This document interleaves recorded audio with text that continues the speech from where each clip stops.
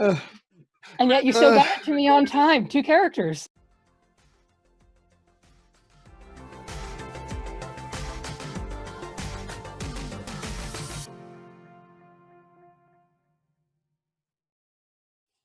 Welcome to Behind the Slate, where I sit down with fellow voice actors and other industry artists to have a fireside chat.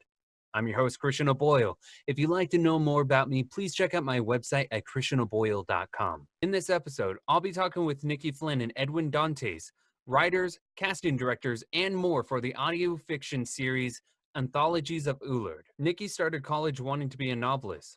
However, she graduated her undergraduate years with a degree in physiology and psychology, and later graduated with her master's degree in applied criminology. Edwin got his bachelor's degree in psychology, then a master's in mental health counseling. They started writing several years ago as a joke.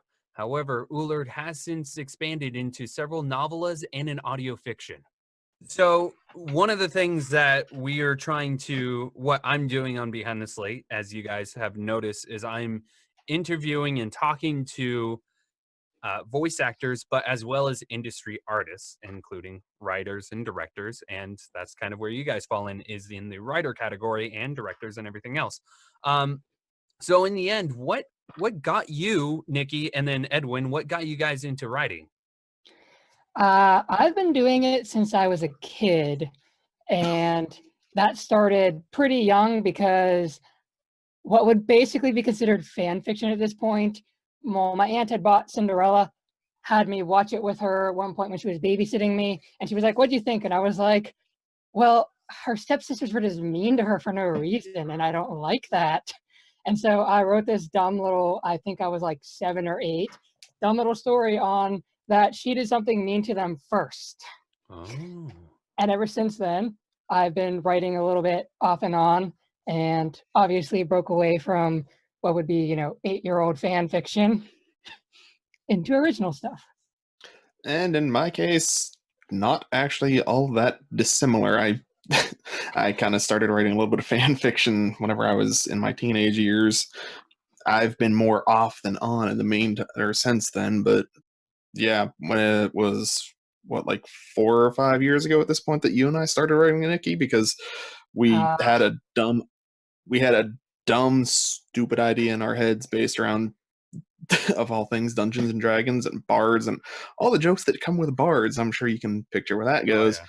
And from there, our dumb little jokes spun off into this big, sprawling universe where we have, God, how many characters? Last I counted, it was like 55. Wow. That isn't including the gods. All right, so lots and lots and lots of characters because we got bored and started writing something based on a stupid D&D based joke. Wow. So how did you two meet? How did this idea kind of form? We met in college. And you were what, like 2 or 3 years ahead of me, but we just hung out in the same room. Yeah, the commuter center at our college was where we spent all of our time in between classes. So because we're both nerds, we became friends. Funny how that works. And then, like I said, as far as actually starting all of our stuff with Ullord, it was just, okay, we're best friends. We had this dumb idea together because it was 3 a.m. and everything's great at 3 a.m. So we started writing together. So it started as this joke, started as this kind of weird place where you're just making stuff up. But when did it start processing into something original and something that actually was something that you wanted to continue as a series? So I think that was with the concept of the consecrated, and that just came about with me just being like, well, what if we actually came up with a reason other than just they have a high charisma stat, which would be the D&D answer for why bards get away with everything they do. And we started talking it out and the logistics of it. Yeah, that sounds about right. So that took us only like 2 or 3 months. Yeah, only a couple of weeks. Was it really only a couple of weeks? I could have sworn it was like 2 or 3 months before we started writing Ullord any sort of seriously. And then we started at one point in June, like the first summer I was in grad school. So, and I know that we were hanging out with Dan, and he was telling us about his current D&D campaign and some of the players. And then I think from there, I was like, yeah, you know, the charisma stat thing is great, but what if we somehow just made it our own? And as we do, we started talking out the logistics of it and all of the like, what would actually go into this in a fiction setting and not just we're playing D&D, charisma is one of your stats. Right. Yeah, so after we did that, we just started kind of rolling on with that into just a bunch of short stories, novellas. I think we've gotten a couple of things that are novel length, but yeah, just all the fun text stuff. It wasn't until years later we started doing audio stuff, but you're going to get to that at some point, I'm sure. Never. Not going to talk about it at all. Okay, well, yep. So what was the process like though when you started off creating this? You're at college, you start writing and start doing random stories. But what was the process of getting together and creating a world? Did you storyboard it? Did you just start writing? Or what was that like? So I think with that one, we both just started writing where I would be like, hey, I've got an idea for this. And I would start writing it and I would either send it to him, depending on where in the timeline we're talking. Starting off, we actually just emailed back and forth. So we had what was it, like 500 chains, like a 500 like chain like length email of back and forth of our just writing and talking out, oh, like word it this way and so on and so forth. Something like that. So whenever we first got started, yeah, we were just emailing one another back and forth. Here, let me check Gmail real quick. I've deleted a lot of stuff, but I'm still at like 6.7 gigabytes worth of emails. A lot of those still being from us writing, even though I deleted basically everything before like 2017 at one point. It was just us emailing back and forth like one or two lines at a time, not entirely unlike a friggin' forum roleplay of all things, just taking turns writing different characters and getting it all put together. We eventually started like trying to, get ideas down concretely before we started putting them to a story, but that took us a little bit. Yeah. Now, what college did you go to? Because Nikki, your Central Time, and Edwin, your Eastern. Did one of you go border state-wise? We actually are both from around the same area. Okay. This was a move after college, so. Yeah, we are both from southwestern Pennsylvania. I am still there, obviously, because I'm the one that's in the Eastern time zone. Mm-hmm. She moved, into Central time zone back in 2016. Yeah, so. Awesome. Yeah, we both are from the same area. We went to the same college, and then she later moved. Awesome. Yeah, it's California University of Pennsylvania, because Pennsylvania likes naming things after other things, because there's also like a moon and a Mars and a Washington. That's awesome. Being fair, everything's got a Washington. But yeah. I'm in Washington. California, Pennsylvania. Yeah. Yeah. So yeah. Our university is in the town of California, Pennsylvania. That is awesome. Now both of you it looks like both of you have degrees in psychology. Do you find that the process of having a psychology degree helps with your writing, maybe to get in the mindset of the characters or anything like that? Without a doubt, yeah. Actually, yeah. I would say, yeah, kind of, because as it happens, we both, to some extent, get how the brain works and how people think, so that helps us with figuring out how our characters work and how they think.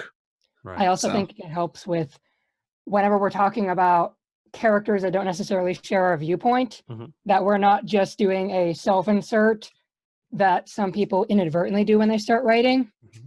So we have an idea of, okay, how would somebody who doesn't agree with me or has a completely different way of thinking than me actually approach this problem, address this problem? How would they actually handle it? And the psychology degrees definitely help with that. So now you're writing this novella. When did the process of maybe going audio and then incorporating voice actors, when did that kind of start developing? About a year ago? Oh, no. It was longer than that because we joked around about it, but we didn't actually take the idea seriously. So we go to anime cons and we were kind of off and on hanging out with Matt Mercer at one, and we were talking with him because, he's also obviously a D&D dork, and we're talking to him about like DMing, playing, and anything else before one of his panels started. And then the joke came about where it's like, Mercer would be perfect as this guy. Marisha, she'd be great as this character. And we just joked around about that for a little while. And then about a year ago now, we were like, you know what? This might actually be something that'd be fun to hear voiced. And so we put up our first call on Casting Call Club. It was by far still the biggest one that we've done. And well, you mean just like the number of characters? Yes. Pretty certain it's also still the longest, clocking in at over an hour for Curse of the Blight. Oh, it is, yes. It's just like, I thought you meant for a second the number of people who auditioned and things like that. Oh, no. Unfortunately, since that one was unpaid, unfortunately, since that one was unpaid because we didn't have money to pay people at the time. Right. Yeah, that one didn't get as many as some of our later ones have. Money's a heck of a motivator. Yeah. When did that process of going, maybe we should pay our voice actors, when did that kind of come around? And do you find that the quality of auditions kind of also change when you have an incentive? As far as wanting to pay voice actors, we kind of wanted to from the word go. It's just we didn't have money to do so. It's like, sorry, hon, but there was also that we weren't entirely sure if this was something any voice actors would even be interested in. So it was kind of a dipping our toe in the water. And then for our second one, it was just like, oh, wow, given the response we had, we have a couple of bucks lying around. Yeah, so we wanted to pay from the word go. We just weren't sure that we were going to get any sort of response out of the deal. And we also didn't really have any money at the time to do so. Since then, though, we've been trying to at least pay a few bucks to every role that we can because, we understand that voice actors are hardworking artists and they deserve to be paid for their time and effort and work. Right. Also, the quality of auditions, yeah, that one's a fun one because we still get people who are completely new to it and just see something that they think sounds cool and are excited. And then we have people like you. Let's say, yeah. As far as the auditions go, yeah, we have a lot more people that are, for lack of a better term, better auditioners because they have more stuff invested into doing this. They've got more training, more equipment, all that fun stuff. And then sometimes we do still have the ones that are recording on my laptop's built-in microphone and in a completely untreated space, and their deliveries are completely monotone. Right. And I think that just kind of comes around when you're doing independent freelance like CCC and stuff like that. It's kind of the expectation that you're really going to get. A lot of people are starting new, and so that's kind of a good place to start, and they find a casting call that seems legit, and so it would make sense. Yeah. And honestly, I kind of like that we get some of the newer, like we get people that are still new to the whole voice acting thing, because I don't know, I kind of like the idea of giving them that giving them that shot if they manage to get the role, giving them basically that first crack at a role like that. It's just kind of a nice feeling knowing that you're giving someone that first step in the door. Yeah. Because I've dabbled a little bit in voice acting, and I know that you get rejected a lot. A lot. Yeah, it's like 90% of the job is getting told no. Or just not getting a response. Mostly not a response. Yeah, that too. I would prefer no response than being told no. Because I forget what I auditioned for, and some people are like, oh, we're sorry you didn't get auditioned for this role. It's like, what role was this? I don't even remember. That was a good one. Wait, what was this? What was this? I don't remember auditioning for this one. I just kind of fire for it and forget it. Oh, this one was cool. Yeah. Aww. And that's kind of a lot of people suggest, hey, send it and forget it, because you don't want to hang up on something and then find out that you didn't get something, and then you're sad and disheartened and stuff like that. So yeah, I'll send about 5-10 at a time, and I'll forget like the day after. Is like, what projects did I send in? Did I audition for this one already? Yeah. So, what is the process like when you're working with voice actors? The complete step-by-step is either the starting with the adaptation or the writing of the script, and that one is either blind or not. And by that I mean, like, if we have you reprising a role, then I'm already like, oh, okay, right. Christian can't say this word. Let me reword this sentence so that he isn't just like, oh gosh, I have to give you like 27 takes and hope one of them is right. But there's also that whole we're just writing the character. And after we do that, we're just like, all right, we need to describe the character so you guys know, oh yeah, I'm in the voice range for this, or this sounds like a cool character that I'd like to voice. You know, the general building of the call on casting call club. After that, we tend to, since people have been liking them, we've been having people do the quest giving videos, as I call them, in which instead of having one of us describe it, trailer. kind of a trailer, yeah. We pay somebody to do one of those. Well, we write the script for it, pay them to do that, put that up, open the call, and then starting from the first audition, we have a document in which it'll be like, okay, this voice actor's name, the role they auditioned for, and our initial thoughts on, oh yeah, this guy was good, or, you know, I could tell this guy's recording on a headset mic in an untreated space. And from there, after we get down to our selecting the cast, afterward, I'm like, all right, record your pronunciation document so you guys can listen to it and we don't have like 50 different pronunciations of names flying around. It helps. Yeah. Especially when the names are like very fantastical. Fantastical.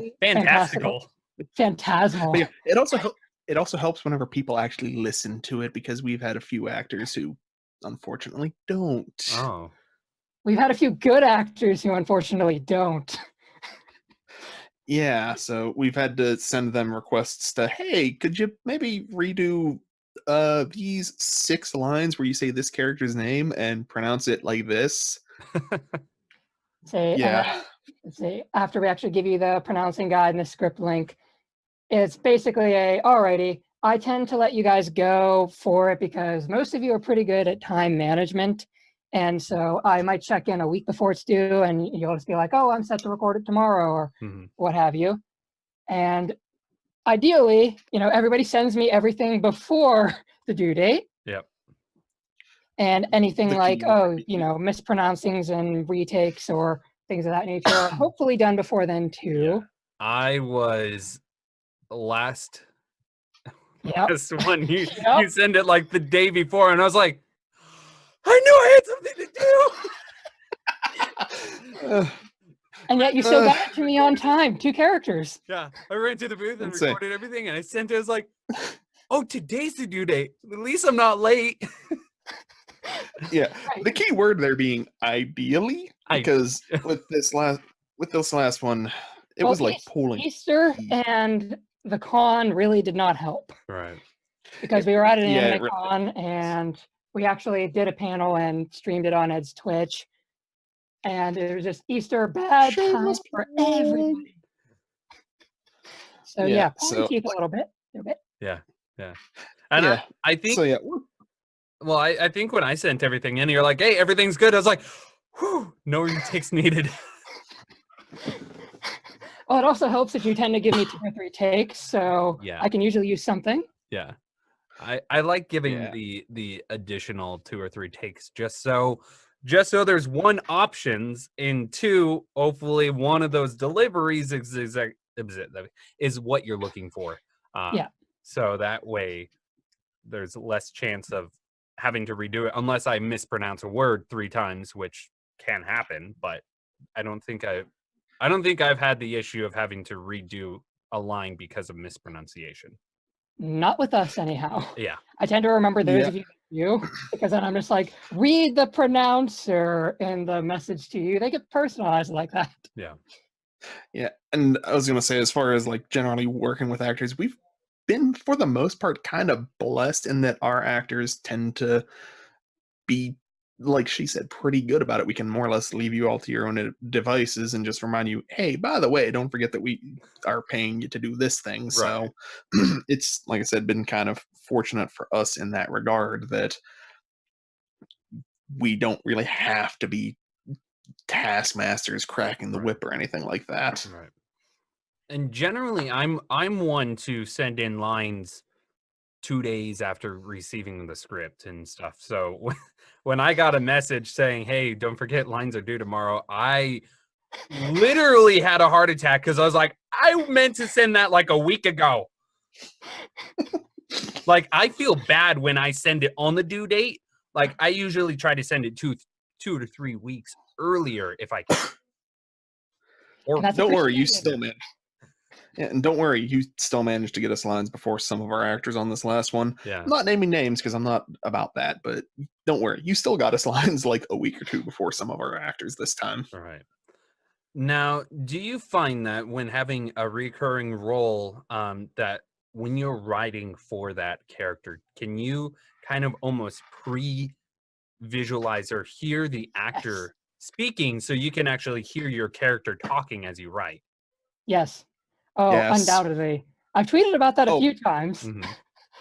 Yeah, to use Vincent Fallow as an example, since he is our wonderful god of deception, Nikki has on a couple of occasions just flat out said, I'm writing this because I know that Vincent's going to have a lot of fun doing this. This particular line, Vincent's going to have fun with that. Cool. Mhm. Yeah, there's a couple of you where it's like, yep, I can totally hear this in my head. I know how they talk. I can totally hear them delivering this. This will work. Right. So it just helps kind of formulate that character so that way you're like, I already know, I can pre-visualize exactly what they sound like. So it actually helps almost get into the mentality of that character because you have also the way Yeah. to deliver. Oh yeah, without a Yep. doubt. Especially the ones where it's like Vincent's been Premod like 3 times now. Mhm. So he's one of those ones Only? where it's like Curse of the Blight. No, 4 times. Sorry, you're right. Yeah, 4 times. So obviously I'm used to his voice in my head. Mm-hmm. As a person who generally puts these together, I've heard Vincent's voice a lot. Same for a couple of you who we have used like 2 or 3 times. Mm-hmm. And it's also just a lot of fun to just feel like, all right, yep, I can totally hear Premod saying this while I'm typing. Right. Now the first one I did, I was in You're Enkia, the god Enkia, of order. Yep. And then I was Rythis and then Eneko. Eniko. Eneko. Yep. Okay. I never had to pronounce my character's name until I was Rythis when I was like Eneko. Because I was like going Yeah, that through, happens. yeah, I was going through, I was like, I can pronounce. I'm like, okay, Riki. And then I was going and I was like, oh crud, I have to pronounce my own character's name. That's a different The curse of being character. multiple characters. That's a different character. The curse of being more than one character, huh, Yeah. Christian? So I had to relook it up so I can pronounce it correctly. And you did. I did. I listened to it. I don't want to slaughter my own character's name as a different character. Probably a good idea. Probably, maybe. So just recently, you started doing an NDA with your voice actors. Mm-hmm. I know multiple reasons, and obviously a lot of them are obvious, but why is it important to have an NDA, do you feel?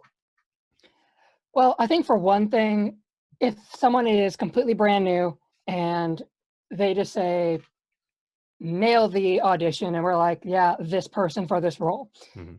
They might just be like, oh, I went to an anime con, I met a VA, this seems really cool, and not actually realize intellectual property and all those intricacies. Mhm. So by telling somebody, oh yeah, I was cast as this and this, and tweeting about it and such like that, might actually spoil some intellectual property that we don't want people to know about just yet. Mhm. And I think that even though most of you who are at least professional hobbyists with it know better, or you're just like, oh, hey, Nikki, Edwin, can I actually tweet about this or tell people I'm this character or about this project? Yeah, most of you have the presence of mind to do that, but new people might not. Mhm. So that's the main reason that I did it, is I noticed that we were getting a lot of people who were maybe 6 months to a year into voice acting, and that we might have been the first people to cast them. Mhm. So to kind of give them a little bit of a, you shouldn't talk about this without talking to the project director first. Actually, I'm only a year into voice acting. Right. Right. But that does kind of go back to, like I said earlier, we do cast a lot of people that are kind of new to this whole game. So giving them that little taste of professional world, that totally works as a series of words. Giving that little bit of a taste of the professional world of, yeah, you're going to have these sorts of contracts basically that say you're not allowed to talk about anything until we tell you you can, Right. is kind of an important thing for them, especially if they do want to take this seriously and they do want to go on and become professionals and, work on anime or video games or whatever they want to work on. Yeah, that it's not just like you told your friend about a surprise party. No, that there could be legal ramifications if, you record a voice for Nintendo and talk about it beforehand before you're allowed to, you could get in a lot of trouble. Sometimes you have to wait like 2 or 3 years or longer when you do big projects like that. Oh, yeah, I've heard some voice actors say they completely forgot that they were cast as a role, and then we're like, oh, by the way, this was released, you could talk about it. I was in that? What? Yeah. Yeah, I was going to say, I forget if it was on Twitter or if it was actually at the AnimeCon we were just at, but yeah, it was at the AnimeCon we were just at because it was a panel on the last day, voice acting for video games. I think it was Robbie Damon who said that, yeah, all this stuff that you guys are getting excited about now, that stuff we did like 2 or 3 years ago. We can't worry about that and how you guys are reacting now because we're looking at the stuff you're going to be looking at in 2 and 3 years from now, because that's how they get jobs to keep getting money, because they kind of need to be paid. Money can be exchanged for goods and services. Weird concept. Yeah, I think it can actually, turn that into something. Yeah. Maybe. But yeah, so like I said, at the con we were just at, they were saying, yeah, the stuff people are getting excited about now, they haven't been able to talk about for the 2 or 3 years since they did it. So, like I said, it just kind of goes back to that. We get a lot of people who are still very new to the game and might not necessarily know as many of the intricacies, giving them that little taste of professionalism. I can word good. I can do words good. And I'm a writer. What? Hey, I'm a writer. I just have to be able to type them. I don't have to be able to say them. I just have to read properly. So I only use the words that the writers write. Yeah. So I can I can formulate words well too. Yes. Yes, you can very good. English. Good job. I can do English. So NDAs are important just to kind of keep the secrecy and kind of so they don't spoil specific parts about a series or anything like that.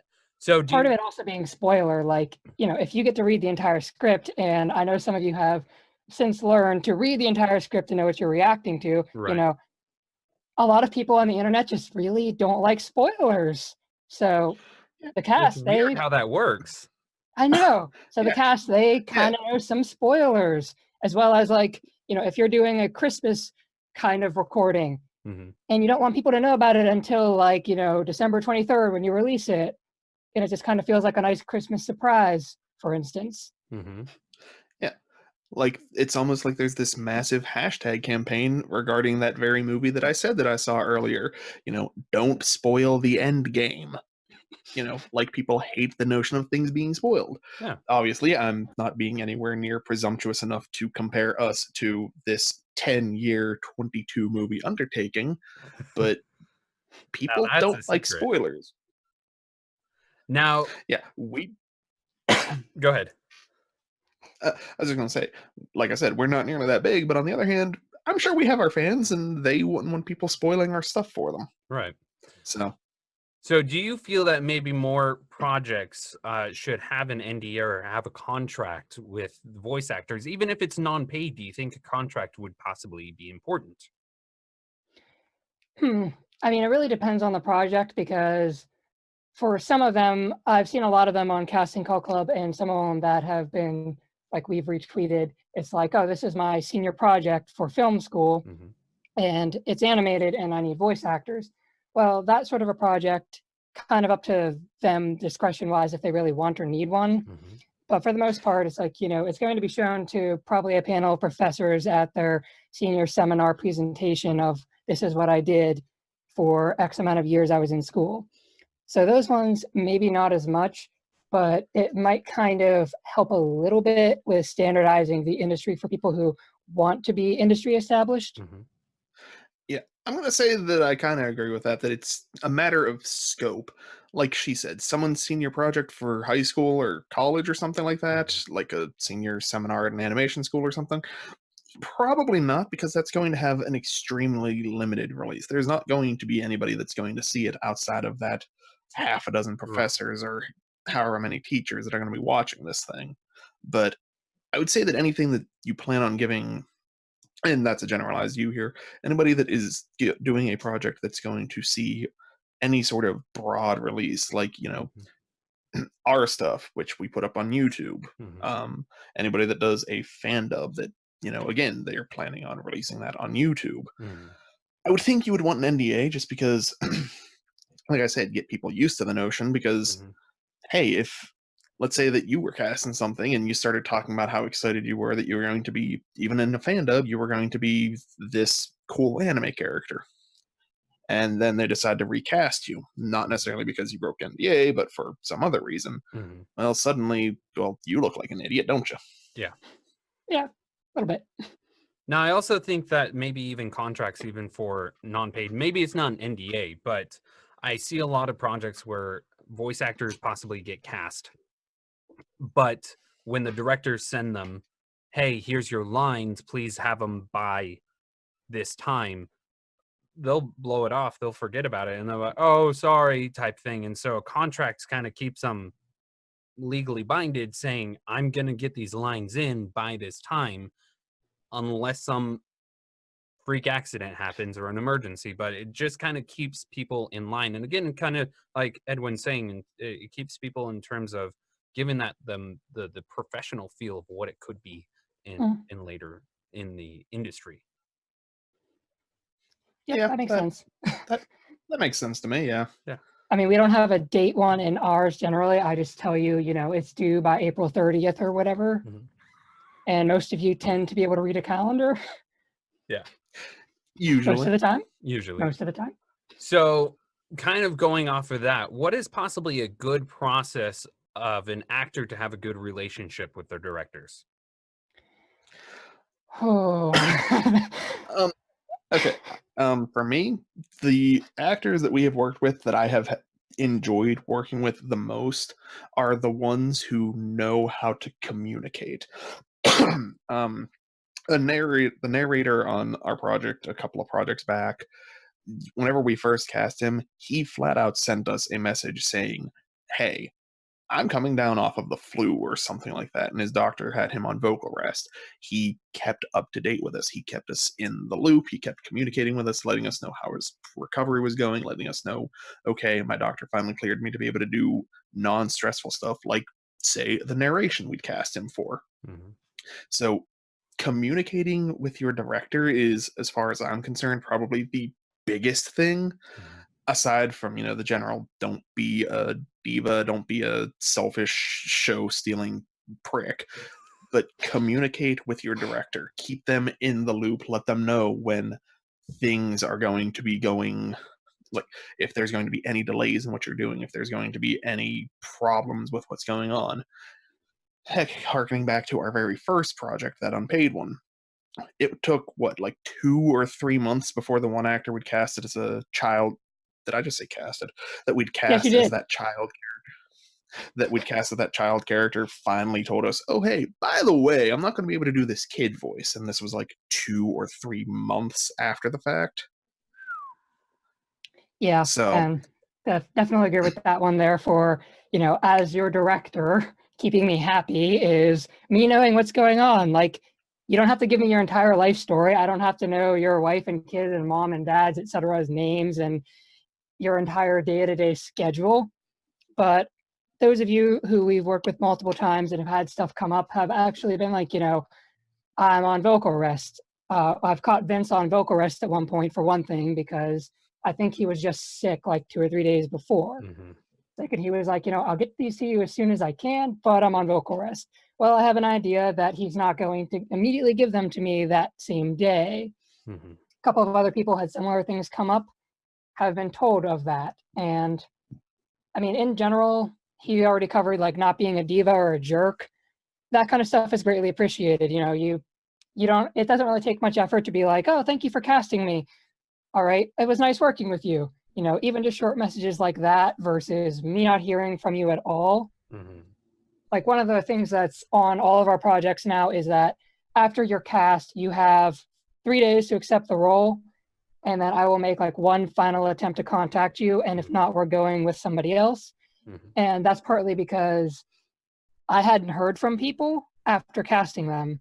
And my understanding, since I'm not a voice actor on the site, is that Casting Call Club does usually email you and say, oh, you've been cast as this character in this project. Mm-hmm. It Yeah, does. so some of them just haven't gotten back to me at all, even with that. And so when it comes to like 2-3 days before the deadline, I still haven't heard back from some people, let alone have lines from them. Right. So, that sort of thing with just communicating in general, communicating politely, the common courtesy, like those are all ways to make me or any other director happy. So people, no, always communicate with your directors. Always. Yes. I think that's just a good kind of well-rounded thing. Like always be communicative and receptive of whether it's industry-based or personal-based. I think just being able to have good communication between people, and it lets them know, hey, I'm still alive, or hey, I'm here, or I things like that. If they didn't see the message, then obviously that happens, and that's why reaching out a second time is like, hey, just in case you didn't see it, you're casting this. And again, if they don't see those 3 different notifications, Yeah, there's also that That's there's a kinda lot on of new them. people. Yeah, there's a lot of new people too, and they might just be like, oh, this sounds really cool, and they just kind of take pot shots and audition for everything. And we actually like them for this role. We actually cast them for the role, and they already got bored with Casting Call Club after 2-3 weeks. yeah, or they're completely done with voice acting because they never got cast in anything. Yeah. It's very interesting in terms of how that can kind of formulate and stuff like that. So what is a good place for people to go find more about you and more about the Anthologies of Ullord? Let's see. Well, I'll just send you all of the links to them later.